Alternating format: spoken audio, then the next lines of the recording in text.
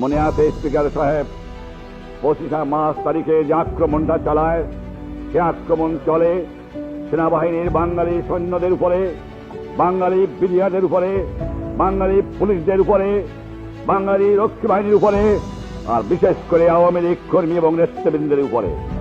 আর যারা এই দেশের দুঃখী মানুষ, তাদের বস্তি পড়ায় দেওয়া হয়, রাস্তা রাস্তায় ডাকার শহর থেকে আরম্ভ করে সেদিন চলে যায়, সেদিন সেই অত্যাচার শুরু হয় এবং মেশিন গান চলে। 25 তারিখে রাত্রে যখন আমি বুঝতে পারলাম আর সময় নাই, বোধহয় আমার সোনার দেশকে আমাকে চিরজন্য ছেড়ে যেতে হচ্ছে, আমি বুঝলাম যে এই বোধহয় আমার শেষ।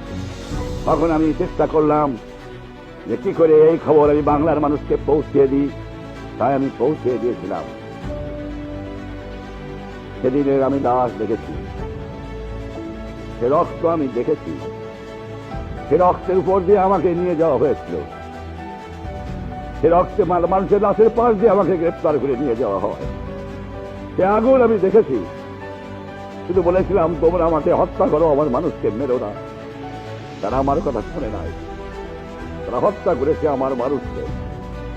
30 লক্ষ লোক জীবন দিয়েছে, ঘর বাড়ি জ্বালিয়ে দিয়েছে, আমার সহকর্মীদের হত্যা করেছে, এই গণপরিষদের বহু কর্মীকে আমার হত্যা করেছে, লক্ষ লক্ষ হত্যা করেছে।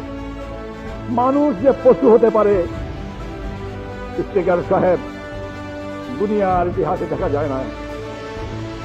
হালুগা খাঁর গল্প পড়েছি, চেঙ্গিস খাঁর গল্প পড়েছি, হিটলারের গল্প পড়েছি, মুসলিনের গল্প পড়েছি, কিন্তু মানুষ যে এত বড় পশু হতে পারে যে 2 বছরে দুধের বাচ্চাকে হত্যা করে তার বুকের উপর রেখে দেয়, বল জয় বাংলা গাছের মধ্যে টানিয়ে রাখে।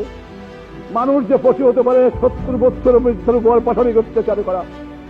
মানুষ কেমন করে এত পশু হতে পারে যে লক্ষ লক্ষ দুধের বাচ্চাকে ধরে গুলি করে হত্যা করা।